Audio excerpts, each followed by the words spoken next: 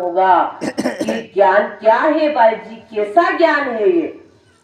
अब ये आप लोग सुन रहे थे काफी देर से कि वो ज्ञान क्या है, क्या वो मंत्र है, क्या वो तंत्र है, क्या है ज्ञान।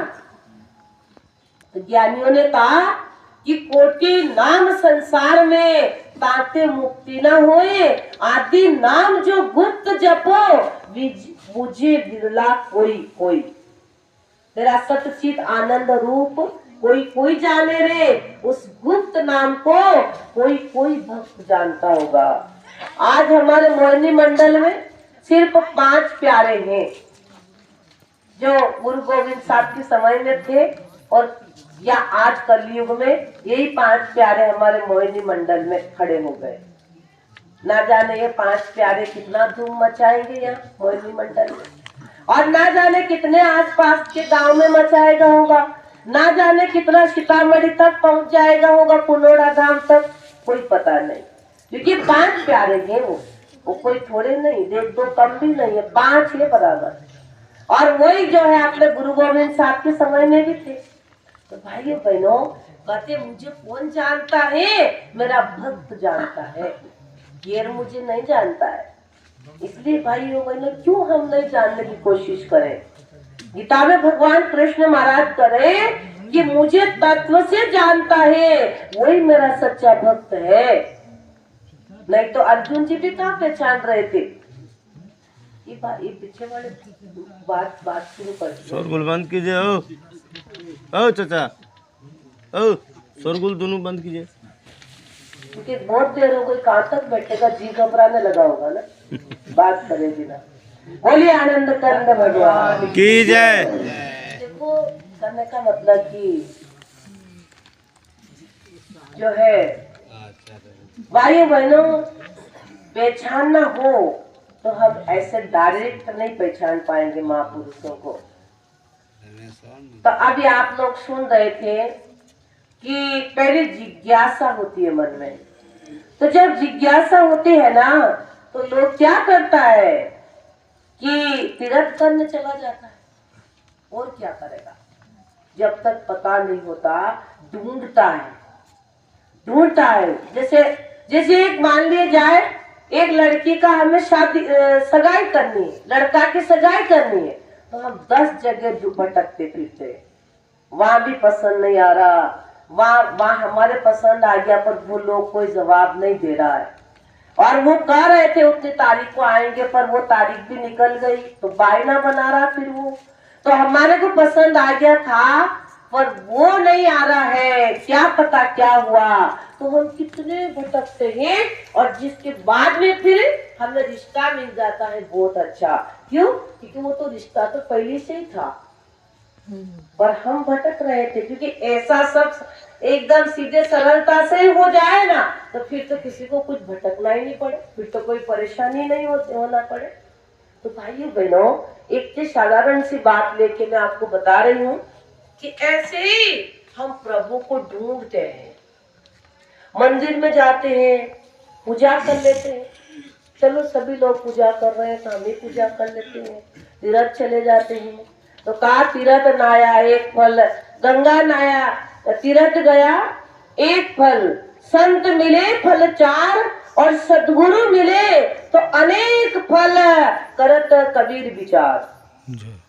तो हम धीरे धीरे फिर हम क्या करते हैं कि कभी फिर कथा सुनने चले जाते हैं, कभी फिर जो है व्रत रह जाते हैं, फिर कभी हम पूजा जल चढ़ाने पहुंच जाते हैं। क्यों? क्योंकि हमारा मन जो है प्रभु को ढूंढ रहा है, भगवान को ढूंढ रहा है। और जब कहते करोड़ों जन्मों का पुण्य आगे आ जाता है, तो फिर वही पूजा, उसी पूजा को हम आध्यात्मिकता में निशाना लगा देते हैं एक दिन कि यही था। अभी आप लोग ध्यान से सुनना, जल्दबाजी मत करना, मैं आपको बहुत टाइम नहीं लूंगी, पर कोई बातें समझने की होती है। हमारा मन कितना प्रश्न करता हमसे, आप गीता कैसे बनी है? गीता सिर्फ प्रश्न का उत्तर। अर्जुन जी प्रश्न पूछते गए और भगवान श्री कृष्ण महाराज मतलब दोनों में वो चलता ही रहा। सिर्फ दो बात की, एक तो पूछ रहा और एक बता रहा, इसी के माध्यम से गीता का शास्त्र बन गया। तो भाइयों बहनों, हमारा मन कितना तरक वितरक करता।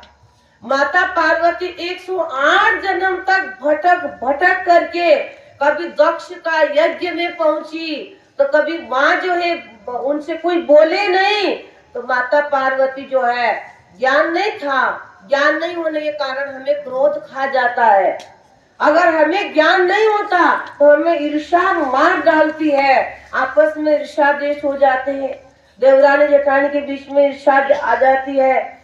भाइयों बहनों, ये शास्त्र हमारे जीवन की कहानी बनी हुई है, हमें समझना चाहिए सत्संग में आकर के कि संत महात्मा हमें क्या देना चाह रहे हैं। ये ईर्ष्या हमें मार डालती है, आपस में देवरानी जेठानी में, सास ससुर के बीच में 4 देवरानी जेठानी है तो बीच में ईर्ष्या आ गई, किसी से प्रेम से बात कर ले सास ससुर तो दूसरी को ईर्ष्या हो जाती है, तो किसी के ऊपर क्रोध आ जाता है तो फांसी लगा डालते हैं, तो कोई जो है मतलब एक सुसाइड कर लेते हैं, तो कोई ट्रेन में कट जाते हैं। क्यों? कि ये बातें बताई है कि अगर ज्ञान नहीं होता तो हमारे पास कोई चारा नहीं है भाइयों बहनों, बचने का कोई चारा नहीं है। कोई भी चीज हमें ग्रास बना लेती है काल और हमें खा जाता है। इसलिए तो कहा कि 5 चोर के मारण कारण नाम का ज्ञान दिया, प्रभु शब्द का ज्ञान दिया और कली काल भक्त हित हंस अवतार लिया।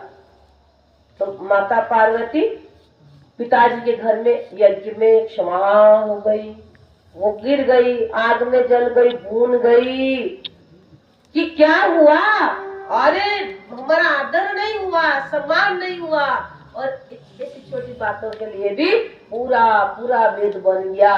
क्यों? क्योंकि 108 जन्म तक माता पार्वती को आत्म ज्ञान नहीं था। भाइयों बहनों, आत्म ज्ञान क्या है? आत्म ज्ञान सारे वेदों का सार है, आत्म ज्ञान सारी पूजाओं का सार है, आत्म ज्ञान सारी मूर्तियों का सार है। जितनी मूर्तियां कृष्ण की, हनुमान जी की, गणपति भगवान की, सरस्वती, जितनी मूर्तियां हैं सारी मूर्तियों की एक सुरती है आत्म ज्ञान। ताके नाम लिया तिन सब लिया, सकल वेद का भेद, बिना नाम नरक पड़े, पढ़तो चारों वेद। तो भाइयों बहनों, कहने का मतलब कि जब तक ज्ञान नहीं होता तब तक आदमी को कोई बचने का चारा नहीं। इसीलिए भगवान धीरे धीरे भक्त क्या करता कि पहुंचता पहुंचता कर्म कांड से तीर्थों में प्रवेश करता, तीर्थों से मंदिरों में प्रवेश करता, कथा में प्रवेश करता, और एक दिन उसका सारा अर्थ ज्ञान सत्संग में आकर के मिल जाता। इसलिए भाइयों बहनों, एक छोटी सी बात आपको मैं बताती हूँ, क्योंकि देखो राम भगवान विश्वामित्र जी गुरु के शरण